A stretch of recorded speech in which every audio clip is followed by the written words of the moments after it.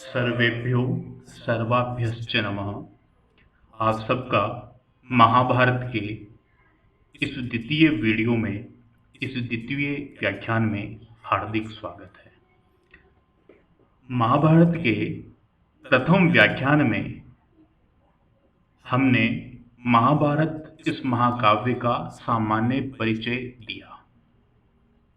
महाभारत विश्व का सबसे महान, सबसे बड़ा, दीर्घतम महाकाव्य है, ऐसा हम सब जानते हैं। इसमें 1,00,000 से अधिक श्लोक हैं। महाभारत का किस प्रकार क्रमिक विकास हुआ? सबसे पहले जय, जिसमें क्रम से 8,800 श्लोक थे। उसके पश्चात भारत, जिसमें श्लोक संख्या बढ़कर के 24,000 हो गई। और हमारे सामने जो महाकाव्य उपलब्ध है, जिसको हम महाभारत के नाम से जानते हैं, वह न केवल भारत अपितु संपूर्ण विश्व का सबसे बड़ा लिखित महाकाव्य है। इसमें वर्तमान जो श्लोक संख्या है वह है 1,00,000। इस महाभारत महाकाव्य में 18 पर्व हैं। पर्व हम अध्याय को कह सकते हैं और 100 इसमें उपपर्व है, सब चैप्टर्स हम इसको कह सकते हैं। महाभारत का जो पहला पर्व है वह है आदि पर्व। सामान्यतया हम सब जानते ही हैं कि महाभारत में ये बताया गया है कि व्यक्ति को जीवन में क्या नहीं करना चाहिए। जीवन में यदि एक भी निर्णय हमारा यदि गलत हो गया तो निश्चित रूप से उसका भुगतान न केवल हमें बल्कि हमारी आने वाली पीढ़ियों को भी उसका भुगतान करना पड़ता है। व्यक्ति का जीवन व्यक्ति के स्वयं तक स्थिर रहे या व्यक्ति के स्वयं तक ही सीमित रहे, ऐसा नहीं है। व्यक्ति के कार्यों का, व्यक्ति के डिसीजंस का, उसके निर्णयों का, उसकी जीवन शैली का आगे आने वाली पीढ़ियों पर भी असर पड़ता है। वह भी कहीं न कहीं उससे प्रभावित होती है। इसलिए व्यक्ति को जीवन में प्रत्येक कार्य बड़े ही सोच समझ करके और नीति संयुक्त करने चाहिए। यही महाभारत हमें सिखलाता है, क्योंकि महाभारत में कहा गया है या महाभारत के विषय में कहा गया है कि यद इह अस्ति तत् सर्वत्र, जो इसमें है वही संसार में है, और यद इह नास्ति न तत् क्वचित, और जो इस महाभारत महाकाव्य में जो घटना नहीं है, या ऐसा हम कह सकते हैं कि वह संसार में कहीं भी नहीं है। तो महाभारत का जो क्षेत्र है वह बहुत बड़ा विस्तृत है। प्रत्येक जीवन की घटनाएं कुछ न कुछ हमें सिखा करके अपने जीवन को सुंदर बनाने का एक मार्ग प्रशस्त करती है। तो इस महाभारत महाकाव्य में शांतनु जो राजा थे, उन शांतनु राजा के हम नीचे देखेंगे एक बार इनके वंश परिचय में आकर के।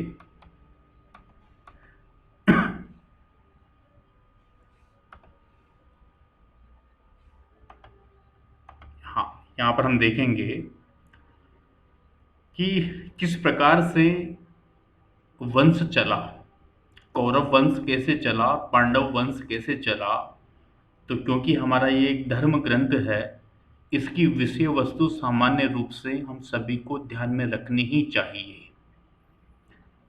पुराणों में जो वंश परंपरा दी गई है महाभारत के पात्रों की, वो इस प्रकार है कि सबसे पहले ब्रह्मा जी उत्पन्न हुए, उनसे क्रमशः अत्रि, चंद्रमा, फिर बुद्ध, इलानंदन, फिर पुरुरवा, आयुष, आयु, नहुष, ययाति, पुरु, भरत, इस प्रकार से कुरुवंश यहाँ पर आया और कुरु से शांतनु हुए।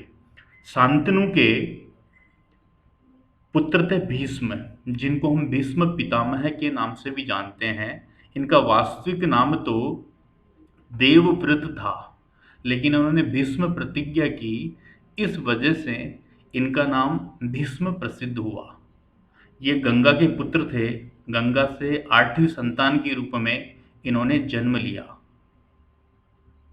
जब गंगा से इनका शांतनु का विवाह हुआ तो ये तय हुआ था कि वो कुछ भी करे, शांतनु गंगा से प्रश्न नहीं करेंगे। जब गंगा एक एक करके अपने सभी पुत्रों को गंगा नदी में बहा दिया करती थी, तो 8वें नंबर पर जब भीष्म हुए, देवव्रत हुए, तो शांतनु ने उनको बहाने से मना कर दिया। जब गंगा को, उस नन्हे से बालक को गंगा में बहाने से जब मना किया शांतनु ने, तो गंगा ने इसकी पूरी कहानी सुना करके उन्होंने कहा कि ये वसु का अवतार है, ये किसी सांप के वशीभूत होकर के इस पृथ्वी पर इनका जन्म हुआ है। आपने इसको मुझे नहीं बहाने दिया, अर्थात इसकी शाखावधि अभी भी शेष है। इसको इसी लोक में रह करके हो सकता है अभी कुछ और कष्ट भोगने पड़े। तो ऐसा कह करके गंगा उस देवव्रत बालक को शांतनु के गोद में छोड़ करके वापस नदी में विलीन हो जाती है। उनके विलीन होने के बाद में शांतनु का विवाह सत्यवती से होता है। सत्यवती के पिता की ये इच्छा थी, या हम ये कहें कि सत्यवती के पिता की ये एक मांग थी कि इस कौरव वंश का जो राजा है वो सत्यवती से उत्पन्न संतान ही बने। क्योंकि सत्यवती से पहले भी, उससे पहले भी भीष्म का जन्म हो चुका था, लेकिन फिर भी सत्यवती के पिता यही चाहते थे कि सत्यवती से उत्पन्न संतान ही इस वंश का शासक बने, इस वंश का राजा बने। इसी कारण से भीष्म को भीष्म प्रतिज्ञा करनी पड़ी कि मैं जीवन भर अविवाहित रहूंगा। और इस प्रकार शांतनु का विवाह सत्यवती से होता है, और सत्यवती से शांतनु को 2 पुत्र होते हैं। एक का नाम था चित्रांगद और एक का नाम था विचित्रवीर्य। चित्रांगद की असामयिक मृत्यु हो जाती है और विचित्रवीर्य से धृतराष्ट्र और पांडु 2 पुत्र उत्पन्न होते हैं। धृतराष्ट्र की माँ का नाम था अंबिका और पांडु की माँ का नाम था अंबालिका। चूंकि धृतराष्ट्र एक ज्येष्ठ पुत्र थे, तो धृतराष्ट्र का विवाह गांधारी से हुआ, जो गंधार नरेश की पुत्री थी। गांधारी के भाई का नाम शकुनी था। धृतराष्ट्र और गांधारी से दुर्योधन, दुशासन सहित 100 पुत्र उत्पन्न हुए और एक पुत्री उत्पन्न हुई जिसका नाम था दुश्शला। और पांडु से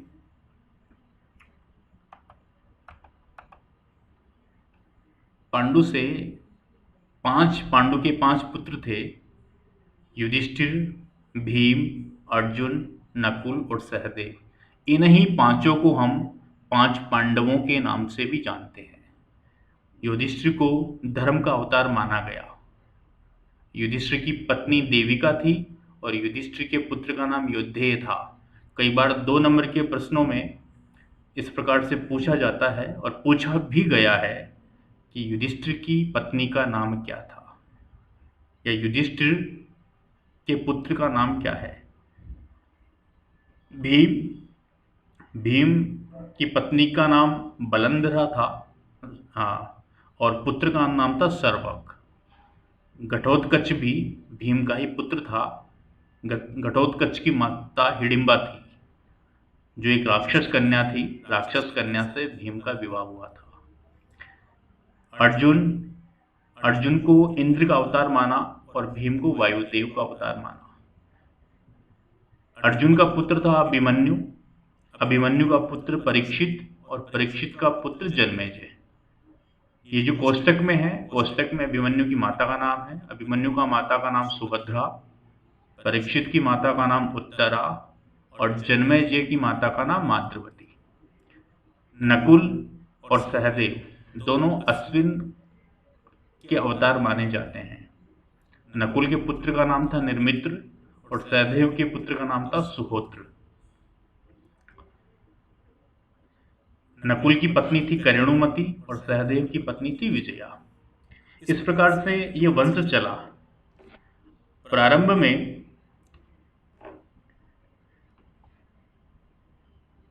प्रारंभ में जो सबसे बड़ी एक समस्या थी, जिसको हम कहें कि इस महाभारत का रचना का जो उद्देश्य हम कहें, या महाभारत जो हुई, इसका सबसे बड़ा कारण था कि जो धृतराष्ट्र था, धृतराष्ट्र जन्म से दिव्यांग था, प्रज्ञ चक्षु था, आंखों से वो देख नहीं पाते थे।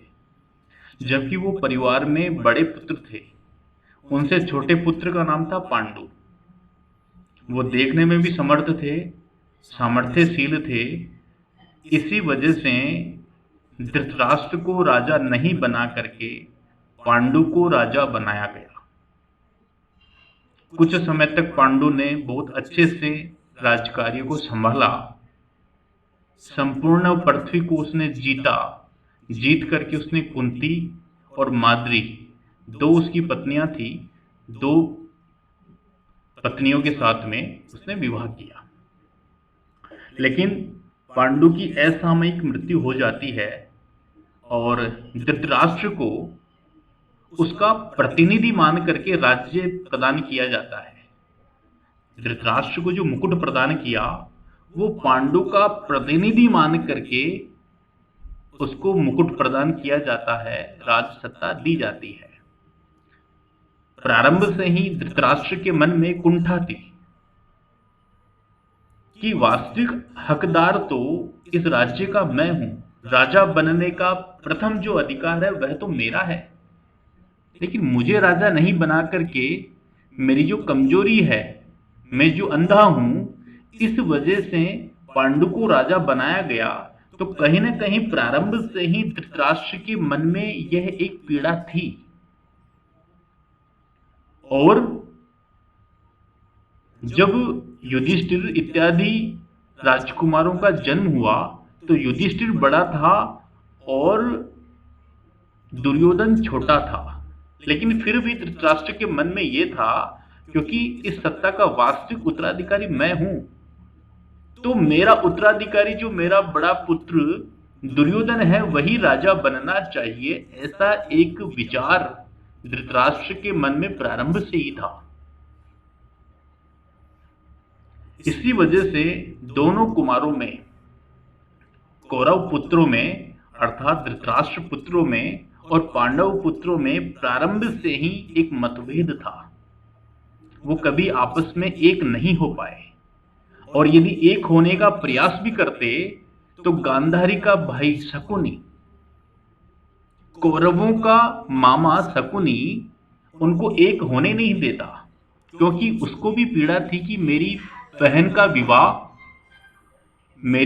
का विवाह एक ऐसे व्यक्ति से हुआ जो उसके योग्य नहीं था।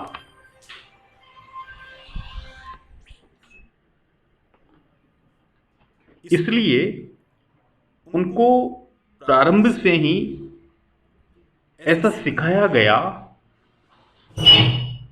प्रारंभ से ही कौरवों को इस प्रकार की शिक्षा दी गई कि आप एक नहीं हैं। आपको आगे आने वाले समय में कभी न कभी पांडवों से युद्ध ही करना है। ऐसा कौरवों को शकुनी के द्वारा सिखाया गया और धृतराष्ट्र के द्वारा इस विचार को प्रश्रय दिया गया, इस विचार को मान्यता दी गई। इस वजह से आगे आने वाले समय में ये महाभारत का युद्ध हुआ। जो आदि पर्व है, आदि पर्व यहां पर बड़ा ही महत्वपूर्ण है। इस आदि पर्व में इन सभी के जीवन का सामान्य परिचय, महाभारत का परिचय, राजकुमारों का लालन पालन, उनकी शिक्षाएं, इन सब का विस्तार से वर्णन आदि पर्व में किया गया है। आदि पर्व के बाद में सभा पर्व आता है, और सभा पर्व में इंद्रप्रस्थ का निर्माण। जब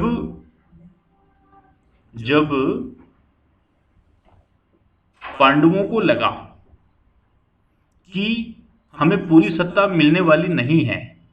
तो ऐसी स्थिति में सभी लोगों ने बैठ करके एक विचार किया और विचार करने के बाद यह निर्णय लिया गया कि खांडवप्रस्थ जो एक बंजर भूमि है, जो एक अनुपजाऊ भूमि है, उस भूमि खांडवप्रस्थ को क्यों न पांडवों को दे दिया जाए और पांडव उसमें राज करे, बाकी हस्तिनापुर इंद्रप्रस्थ पर कौरव अपना राज करे। इस प्रकार से उस भूभाग का, उस सत्ता का या उस राज्य का विभाजन होना निश्चित हुआ। विभाजन होने के बाद में उस खांडवप्रस्थ को पांडवों ने बहुत ही सुंदर और आकर्षक बनाया। उस बंजर भूमि को, उस अनुपजाऊ भूमि को उन्होंने स्वर्ग तुल्य बना दिया और उसी को इंद्रप्रस्थ के नाम से उन्होंने नया नाम दिया। हस्तिनापुर में कौरव रहे और इंद्रप्रस्थ में पांडव रहे, इस प्रकार से तय हुआ। और इसी पर्व में शिशुपाल का वध, जब युधिष्ठिर ने राजसूय यज्ञ किया तो उस राजसूय यज्ञ में शिशुपाल को भी आमंत्रित किया गया। चेदी नरेश शिशुपाल एक वास्तव में राक्षस थे और उनका वध होना श्री कृष्ण भगवान से निश्चित था। श्री कृष्ण भगवान ने कहा था कि मैं 100 गलतियों तक तो इनकी माफ करूंगा, उसके बाद में इनकी गलतियों को मैं माफ नहीं कर पाऊंगा। शिशुपाल ने बहुत सारी गलतियां उस राजसूय यज्ञ में जो इंद्रप्रस्थ पे संपादित हुआ युधिष्ठिर के द्वारा, उसमें बहुत अधिक गलतियां की। तो भगवान कृष्ण ने सुदर्शन चक्र से शिशुपाल का वध उस सभा में किया। और जब लगा कौरवों को कि इन्होंने, पांडवों ने इंद्रप्रस्थ का बहुत ही सुंदर और अच्छा निर्माण कर लिया है, तो शकुनी की मध्यस्थता में या शकुनी की योजना अनुसार या शकुनी के षड्यंत्र के अनुसार द्यूत क्रीड़ा का आयोजन हुआ, जिसमें पहले से ही कौरवों की या हम कहें शकुनी और दुर्योधन की योजना थी कि सारा का सारा राज्य हम पांडवों से वापस छीन लेंगे। और हुआ भी वही। द्यूत क्रीड़ा हुई, शकुनी ने अपने पास से चले, इधर से पांडवों की ओर से युधिष्ठिर द्यूत क्रीड़ा में बैठे। क्रमशः धीरे धीरे करते करते अपने आभूषण, अपने रथ, अपने हाथी, अपने सैनिक, अपना राज्य, अपना महल, यहां तक कि अपने भाई, और अंत में उन्होंने द्रौपदी जो पांडवों की पत्नी थी, उस पांडवों की पत्नी को युद्ध के लिए दांव पर लगाया। अंत में वो द्रौपदी को भी दांव में हार जाते हैं और द्रौपदी के चीरहरण का एक विभत्स दृश्य, एक बहुत ही पीड़ादायक दृश्य हम सबके सामने उपस्थित होता है। और अंत में यह तय हुआ कि पांडवों को 12 वर्ष के लिए वनवास और 1 वर्ष के लिए अज्ञातवास का समय भोगना पड़ेगा। इसी सभा पर्व में द्यूत क्रीड़ा के पश्चात पांडव 12 वर्ष के लिए वनवास के लिए और 1 वर्ष के अज्ञातवास के लिए निकल पड़ते हैं। और जब वो वनवास में जाते हैं, अरण्य यानी वन, जब वो वनवास में जाते हैं, वहां से अरण्य पर्व का प्रारंभ होता है। ये जो अरण्य पर्व है, इसमें 29 से लेकर के 50 तक वो पर्व आते हैं। इसमें किस प्रकार से पांडवों ने 12 वर्षों तक वन में रहते हुए अपने जीवन को जिया, अपना जीवन व्यतीत किया, क्या क्या उन्होंने जीवन में संघर्ष किए, क्योंकि ये तय हो चुका था कि अब केवल युद्ध होगा। युद्ध के अलावा शांति के सारे मार्ग बंद हो चुके हैं, शांति का कोई मार्ग शेष नहीं है, युद्ध होना अविसंभावी है, निश्चित है। ऐसी स्थिति में श्री कृष्ण भगवान की आज्ञा से या श्री कृष्ण भगवान की योजना अनुसार अर्जुन पाशुपतास्त्र के लिए निकलते हैं।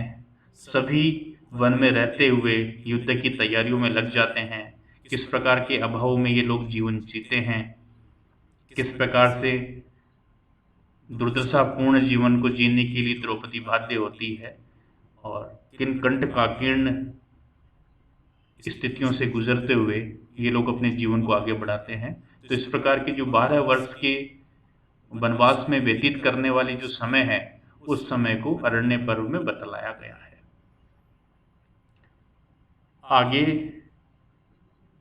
विराट पर्व से आगे के कुछ पर्वों को हम नेक्स्ट वीडियो में पढ़ेंगे। आप सभी से निवेदन है, सभी विद्यार्थियों से, कि आप इस चैनल को लाइक करें, सब्सक्राइब जरूर कर लें, क्योंकि आने वाले वीडियो का नोटिफिकेशन आपको अपने आप मिल जाए और इसमें जो चीज़ें बताई गई है उनको गंभीरता से समझें, क्योंकि 2 नंबर में इनके अलावा मुझे लगता है कि कोई प्रश्न शेष नहीं रहना चाहिए। 2 नंबर में बहुत सारे क्वेश्चंस पूछे जाते हैं, कितने पर्व हैं, किस पर्व में क्या घटना हुई, किसका पुत्र कौन था, वंशावली कैसे चली। तो इन सभी प्रश्नों का समाधान इस वीडियो में है। आप ध्यान से इस वीडियो को देखें और इस चैनल को सब्सक्राइब करें। धन्यवाद।